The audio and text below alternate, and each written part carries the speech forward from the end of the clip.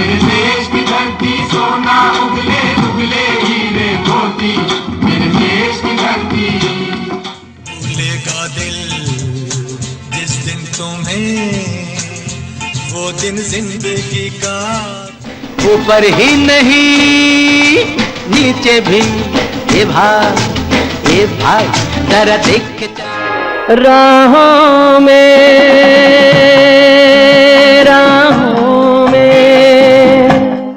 गोरी तेरा गांव बड़ा प्यारा, मैं तो गया मारा आके यहाँ रे। तेरे मेरे बीच में कैसा है ये बंधन अनजान।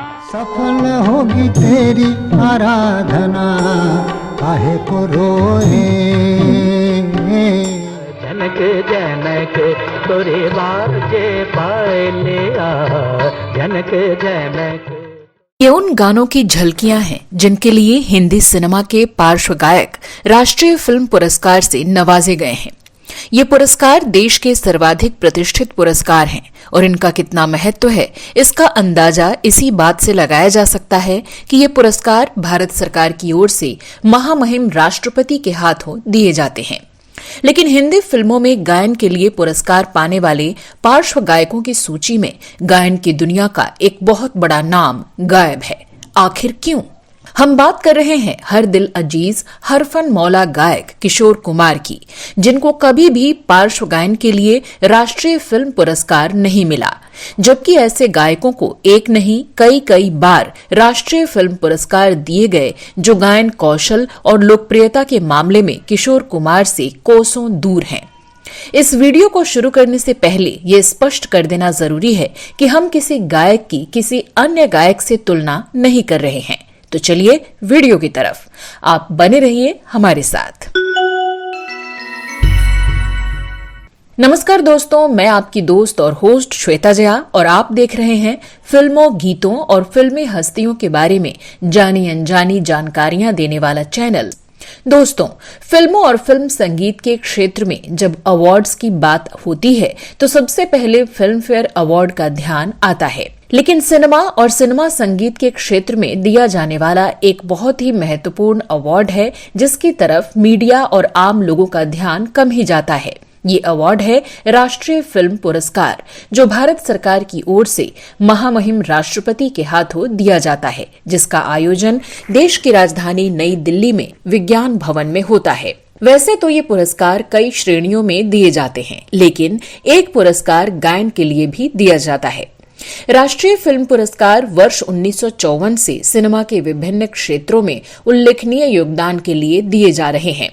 ये पुरस्कार 3 खंडों में प्रदान किए जाते हैं: फीचर फिल्म, गैर फीचर फिल्म और सिनेमा पर श्रेष्ठ लेखन। इसमें विशेष पुरस्कार के तहत दादा साहब फाल्के पुरस्कार दिए जाते हैं, जो भारत का सबसे बड़ा फिल्म पुरस्कार है।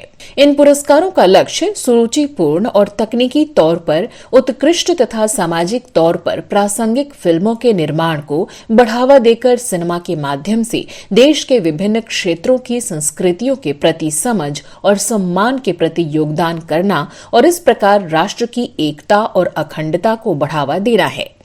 जाहिर है कि राष्ट्रीय फिल्म पुरस्कारों के लिए चयन के लिए मनोरंजन, लोकप्रियता और व्यावसायिकता जैसे मानदंडों के बजाय सामाजिक और राष्ट्रीय सरोकारों का ध्यान रखा जाता है।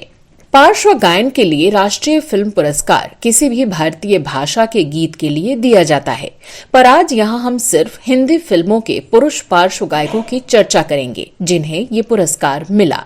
पार्श्व गायकों के लिए पहला राष्ट्रीय फिल्म पुरस्कार 1967 में महेंद्र कपूर को मनोज कुमार निर्देशित और अभिनीत फिल्म उपकार के मेरे देश की धरती सोना उगले के लिए दिया गया था। इस गीत को गुलशन बावरा ने लिखा था और कल्याण जी आनंद जी ने स्वरबद्ध किया था। मेरे देश की धरती सोना उगले उगले हीरे मोती, मेरे देश की धरती। सर्वश्रेष्ठ गीतकार का राष्ट्रीय फिल्म पुरस्कार भी इस वर्ष इसी गीत के लिए गुलशन बावरा को दिया गया था, जबकि पार्श्व गायिकाओं के लिए पहला राष्ट्रीय फिल्म पुरस्कार 1968 में पी सुशीला को एक तमिल फिल्म में गाए गीत के लिए दिया गया था। जहां तक पार्श्व गायकों की बात है, साल 1968 में ये पुरस्कार शंकर जयकिशन द्वारा राग दरबारी में संगीतबद्ध फिल्म मेरे हुजूर के गीत झनक झनक तोरी बाजे पायलिया के लिए मन्ना डे को मिला। झनक झनक तोरे बाजे पायलिया प्रीत के गीत। 1969 के लिए यह पुरस्कार आराधना के खास बैरागी और संवेदनशील शैली में गाए गीत सफल होगी तेरी आराधना के लिए सचिन देव बर्मन को दिया गया था, जिसकी संगीत रचना खुद बर्मन दा ने की थी। सफल होगी तेरी आराधना काहे को रोए। इसके बाद 1970 में ये पुरस्कार मन्ना डे को मेरा नाम जोकर और बंगला फिल्म निशी पद्म के लिए मिला। निशी पद्म के पुरस्कृत गीत जा खुशी ओरा बोले से कई मायनों में उत्कृष्ट ठहरता था मेरा नाम जोकर का ए भाई जरा देख नहीं पाए भी। शंकर जयकिशन की इस रचना में निहित स्केल परिवर्तन की गायकी को सफलतापूर्वक मन्ना डे ही अदा कर सकते थे। इस गीत के लिए मन्ना डे को सर्वश्रेष्ठ पुरुष गायन का फिल्म फेयर पुरस्कार भी मिला था। ऊपर ही नहीं नीचे भी हिंदी भाषा की फिल्मों में पार्श्व गायन के लिए राष्ट्रीय फिल्म पुरस्कार फिर 3 वर्षों के अंतराल के बाद 1974 में मन्नू भंडारी की कहानी यही सच है पर आधारित फिल्म रजनीगंधा के उत्कृष्ट गीत कई बार यूं भी देखा है के लिए मुकेश को मिला। कई बार यूं भी देखा है ये जो मन की सीमा रेखा है। सलिल चौधरी की ये मूल धुन बंगला गीत आमी चलते चलते थेमे गेछी के लिए बनी थी, जिसे पिंटू भट्टाचार्य ने बड़ी खूबसूरती से गाया था। गीतकार योगेश ने इस धुन पर फिल्म के कथानक और दृश्य के अनुसार एक अभूतपूर्व गीत लिख डाला। आधुनिक प्रेम संबंधों की संश्लिष्टता और दुविधा इस गीत के फिल्मांकन में भी बखूबी उभरी है, जहां विद्या सिन्हा और दिनेश ठाकुर के एक टैक्सी सफर में ये गीत पार्श्व में बजता है। मुकेश ने इसे इस संवेदना से गाया है कि दृश्य को छू जाने वाली भाषा मिल जाती है। अनजानी प्यास के पीछे अनजानी आस के पीछे। 1976 के लिए चित्चौर के गोरी तेरा गांव बड़ा प्यारा के लिए के.जे. येसुदास को ये पुरस्कार मिलना थोड़ा विस्मय पैदा करता है, क्योंकि रविंद्र जैन के संगीतबद्ध इस गीत की धुन और गायकी में कुछ भी विशिष्ट नहीं था।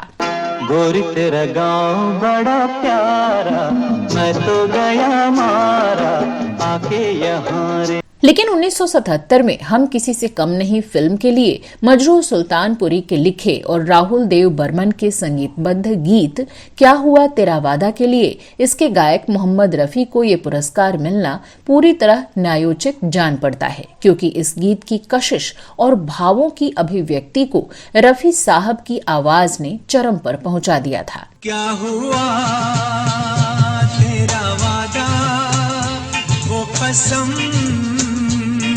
यहाँ ये महत्वपूर्ण है कि रफी साहब ने ये गीत 70 के दशक में गाया था, जब किशोर कुमार के आविर्भाव के कारण वो हाशिए पर चले गए थे। इस गीत को रफी साहब की वापसी का भी गीत माना जाता है और इस गीत के लिए उन्हें फिल्म फेयर पुरस्कार भी मिला था। वो दिन जिंदगी का आखिरी दिन होगा क्या हुआ। हिंदी में ये पुरस्कार पुनः 1981 में फिल्म एक दूजे के लिए के लक्ष्मी प्यारेलाल के संगीतबद्ध गीत तेरे मेरे बीच में कैसा है ये बंधन अनजाना के लिए एसपी बालसुब्रमण्यम को मिला।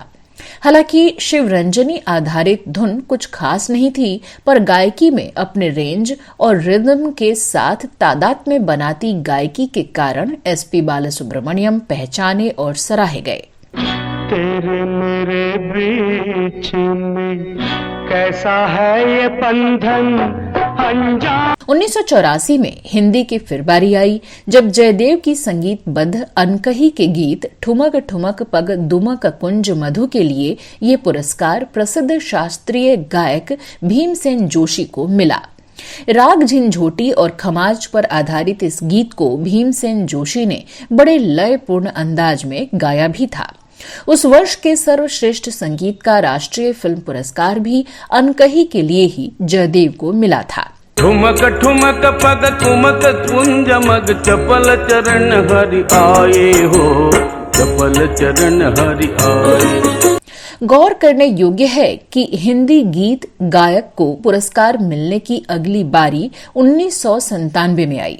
80 के दशक में कुछ अपवादों को छोड़कर हिंदी फिल्म संगीत या कम से कम मुख्य धारा की फिल्मों के संगीत की गुणवत्ता में कमी संभवतः इसका एक कारण रहा हो।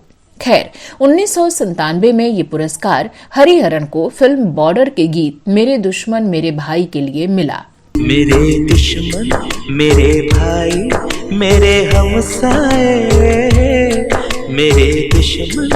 बाद में हिंदी के जिन पार्श्व गायकों को ये पुरस्कार मिला उनमें संजीव अभ्यंकर, उदित नारायण, सोनू निगम, शंकर महादेवन, सुखविंदर सिंह, अरिजीत सिंह और बी प्राक शामिल हैं। उदित नारायण और शंकर महादेवन को 3 बार जबकि मन्ना डे को 2 बार राष्ट्रीय फिल्म पुरस्कार मिले। पार्श्व गायन की श्रेणी में येसुदास को सबसे अधिक 8 बार जबकि एसपी बालासुब्रमण्यम को 6 बार ये पुरस्कार मिले।